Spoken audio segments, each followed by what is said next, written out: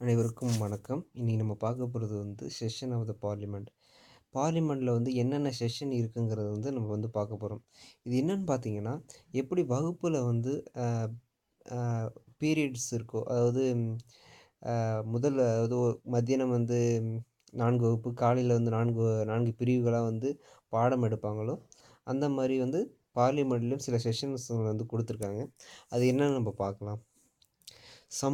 சம்மோனிங்கிறது அதாவது MPs and மினிஸ்டர்ஸ்கள பதவி ஏத்துட்டு போயிடுவாங்க. அதுக்கப்புறம் பிரசிடென்ட் அவர்கள ஒரு கூட்டமா நடத்தணுங்கிறதுக்காக அழைப்பாங்க. இந்த கூட்டத்தில என்னென்ன பேசலாங்கன்னு பார்த்தீங்கன்னா, இந்தியாவோட பட்ஜெட்ஸ் சம்மந்தமான விஷயங்கள், அப்புறம் திட்டங்கள், அப்புறம் அ அந்த எம்பிஸ் அப்புறம் மினிஸ்டர்ஸ் ஏதாச்சும் ஒர்க் ஒழுங்கா பண்ணலைன்னா, ஆப்போசிட்ல உள்ள எதிர்க்கட்சிகள் அவங்கள கொஸ்டின் கேட்குற முறைகள்லாம் இங்க தான் நடக்கும். ஏன்னா, பதவி அமைச்சுக்கிட்டு, அதுக்கப்புறம் ஒழுங்கா நடத்தலைன்னா, அவங்கள கொஸ்டின் கேட்குற ஒரு உரிமை இந்த இந்த அமைப்புல இந்த திட்டத்தில கொண்டு வரலாங்கிற விஷயம் கொண்டு வராங்க.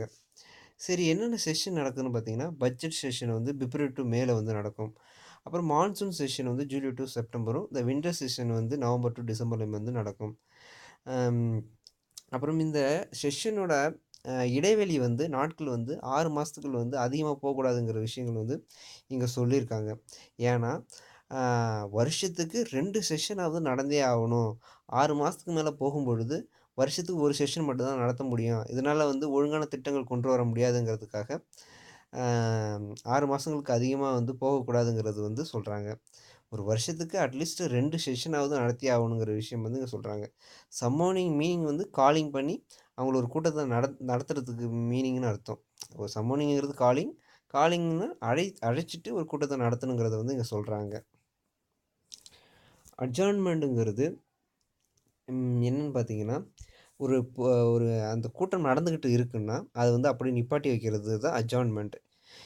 ஏன் இந்த அட்ஜார்ன்மென்ட் கொண்டு வராங்கன்னா, இப்போ ஆளுங்கட்சியும் சரி, எதிர்க்கட்சியும் சரி, ஒரு அமளியில ஏற்படுவாங்க. சத்தம் போட்டுக்கிட்டே இருப்பாங்க. அந்த கண்டிஷன்ல ஸ்பீக்கர் அவங்கள கண்ட்ரோல் பண்ண முடியாத நேரத்தில அட்ஜார்ன்மென்ட்ன்னு ஒரு வார்த்தை சொல்லுவாரு. அதுக்கு மீனிங் என்னன்னு பார்த்தீங்கன்னா, இப்போதைக்கு இந்த கூட்டம் தள்ளி வைக்க போறேன் அப்படின்னு சொல்லுவாங்க. அந்த கூட்டம் தள்ளி வைக்கிற இடைவெளி டைம் என்னன்னு பார்த்தீங்கன்னா, ஒரு நாளா இருக்கலாம், இல்ல வீக்கா இருக்கலாம். அந்த மாரி இருக்கலாம். அதுக்கப்புறம் அந்த அவர் ஒரு டேட்ட ஃபிக்ஸ் பண்ணிடுவாரு. அட்ஜார்ன்மென்ட்ங்கிறது இவ்வளோ நேரத்துக்கு தள்ளி வைக்க போறோம். நீங்க சத்தம் போட்டுக்கிட்டே இருக்கீங்க அப்படின்னு சொல்லி தள்ளி வச்சுருவாரு.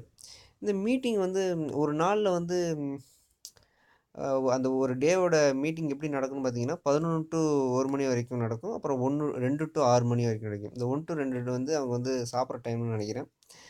அம் இன்னொன்னு பார்த்தீங்கன்னா, அட்ஜார்ன்மென்ட் சைன் டை. இதுக்கு மீனிங் என்னன்னு பார்த்தீங்கன்னா, ரொம்ப பெரிய பிரச்சனை.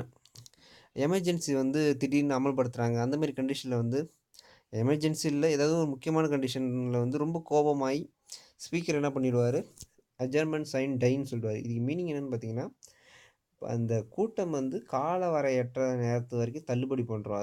காலவரை நேரம் வரைக்கும் நிறுத்தி வைக்கிறோங்கிற முறைய சொல்லுவாங்க. முன்னாடி அட்ஜர்ன்மென்ட் மீனிங் என்னன்னு பார்த்தீங்கன்னா, அவங்க டைம் குடுத்துருவாங்க. மணியோ அல்லது நாளோ இல்ல வாரமோ சொல்லிட்டு, அதுக்கப்புறம் டைம் சொல்லிடுவாங்க. இந்த டைமுக்கு அப்புறம் நாங்க கூட்டம் நடத்துவோம்ன்னு. அட்ஜர்ன்மென்ட் சைன் டைங்கிறது ஒரு டேட்ட சொல்லாம, அ டேட் சொல்லாமலே நிப்பாட்டி வச்சுருவாங்க. அப்புறம் இந்த கூட்டம் எப்படி மறுபடியும் நடக்கும்னு பார்த்தீங்கன்னா, எந்த டேட்ல நடக்கும்னு பார்த்தீங்கன்னா, இந்த விஷயம் நேரா பிரசிடென்ட் காதுக்கு போயிடும். பிரசிடென்ட் ஒரு லெட்டர் மாரி எழுதி திரும்பி எந்த டேட்ல நடத்தலாங்கிற விஷயம் பிரசிடென்ட்டால தீர்மானிக்கப்படும். புரகேஷன்ங்கிறது என்ன மீனிங் பார்த்தீங்கன்னா, இது அந்த செஷன், அதாவது அந்த கூட்டம் பார்லிமெண்டத்தோட கூட்டத்த பிரசிடென்ட்டால நிப்பாட்டுறது. இங்க அட்ஜர்ன்மென்ட்ங்கிறது ஸ்பீக்கர் கூட்டம் நடந்துகிட்டு இருக்கும்பொழுது பாதியிலேயே நிப்பாட்டுறது. இதே புரகேஷன்ங்கிறது கூட்டம் நடக்கிறதுக்கு முன்னாடியே நிப்பாட்டி வச்சுர்றது. இப்போ இன்னும் சொல்ல போனா, இன்னும் கிளியரா சொல்லணும்னா, ஒரு ஸ்கூல் நடக்குது. காலையிலேருந்து மத்தியானம் வரைக்கும் நடந்துகிட்டு இருக்கும் பொழுது, மழை பெய்யுதுன்னு சொல்லி மத்தியானத்திலே விட்டுருவாங்க. அது அட்ஜர்ன்மென்ட்ன்னு வச்சுக்கங்க.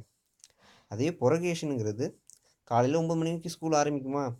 அந்த ஸ்கூல் ஆரம்பிக்கிறதுக்கு முன்னாடியே லீவ் விட்டுறதுன்னு வச்சுக்கங்க. இது வந்து பிரசிடெண்டால வந்து தீர்மானிக்கப்படுது. டிசொல்யூஷன் மீனிங் என்னன்னு பார்த்தீங்கன்னா, ஆட்சிய கலைக்கிறது. ராஜ்யசபா வந்து பெர்மனன்ட் ஹவுஸ். அத வந்து கலைக்க முடியாது. அத நான் ஆல்ரெடி கிளியரா சொல்லியிருக்கேன். ஏன்னா, இதில தான் முக்கியமான மெம்பர்ஸ்லாம் இருப்பாங்க. லோக்சபா வந்து 5 வருஷத்துக்கு 5 வருஷத்துக்கு ஒரு வாட்டி வந்து எலக்ஷன் நடக்கும். 5 வருஷத்துக்கு அப்புறம் வந்து ஒரு கட்சி இருந்ததுனா ஆட்டோமேட்டிக்கா டிசால்வ் ஆயிடும். அப்புறம் இடையில வந்து பிரசிடென்ட் நெனச்சா வந்து லோக்சபா வந்து டிசால்வ் பண்ணுவாங்க. என்னன்னு பார்த்தீங்கன்னா, நம்பிக்கையில்லாத தீர்மானம், அதுக்கப்புறம் சில பிரச்சனைகள் மூலம் வந்து பிரசிடென்ட் வந்து லோக்சபாவ வந்து டிசால்வ் பண்றது. அதாவது ஆட்சிய கலைக்கலாம் அப்படிங்கிற விஷயம் வந்து இங்க சொல்றாங்க. குரம்ங்கிறது வந்து ஒரு செஷன நடத்தணும்னா, அட்லீஸ்ட் குறைஞ்சபட்ச நம்பராவது இருக்கணும். அப்படிங்கிற விஷயம் வந்து இங்க சொல்றாங்க. அந்த மெம்பர்ஸ் எப்படி இருக்கணும்னு பார்த்தீங்கன்னா, 1/10 ஆஃப் த மெம்பர். இப்போ வந்து லோக்சபால 500 மெம்பர் இருக்காங்கன்னா, அட்லீஸ்ட் 51 மெம்பராவது இருக்கணும். 1/10ல வந்து 50ன்னு வரும். அட்லீஸ்ட் 50 மெம்பராவது இருக்கணுங்கிற விஷயம் தான் சொல்லுவாங்க. 50க்கும் குறைஞ்ச நம்பர்கள் வரும்பொழுது, ஸ்ட்ரென்த் ரொம்ப கம்மியா இருக்கு. இந்த செஷன் இப்ப நடத்த வேணாங்கிறது வந்து ஸ்பீக்கரால சொல்லப்படும். அதுக்கு தான் குறம் மீனிங்கிறது வந்து குறைஞ்சபட்ச நம்பராவது இருந்தால் தான் இந்த கூட்டத்த நடத்த முடியுங்கிற ஒரு மீனிங் வந்து இங்க வந்து சொல்றாங்க. பார்லிமெண்ட்ல என்ன லாங்குவேஜ் யூஸ் பண்றாங்கன்னு பார்த்தீங்கன்னா, ஹிந்தியும், இங்கிலீஷும் யூஸ் பண்றாங்க. இந்த ஹிந்தியும், இங்கிலீஷும் தெரியாத நபர்கள் வந்து என்ன பேசலாம்னு பார்த்தீங்கன்னா, அவங்களுடைய லாங்குவேஜ பேசலாம். அதுக்கு வந்து ஒரு டிரான்ஸ்லேஷன் வந்து வச்சுப்பாங்க. ஸ்பீக்கருக்கு புரியிறா மாரி வந்து டிரான்ஸ்லேட் பண்றதுக்காக. அப்புறம் இந்த லாம் டக் செஷனுங்கிறது வந்து என்னன்னு பார்த்தீங்கன்னா, இப்ப லோக்சபாவ எடுத்துக்கங்க எக்ஸாம்பிளா. அ அதாவது லாஸ்ட் செக்ஷன். இதோட இவங்களுடைய இதோட இவங்களுடைய ஆட்சி வந்து முடிஞ்சுது. இதுக்கப்புறம் வந்து ஒரு புது கட்சி வரலாங்கிற ஒரு கண்டிஷன்ல வந்து லாம் டக் அப்படின்னு சொல்லி ஸ்பீக்கரால வந்து உச்சரிக்கப்படுவாங்க. இதுதான் லாஸ்ட் செஷனு.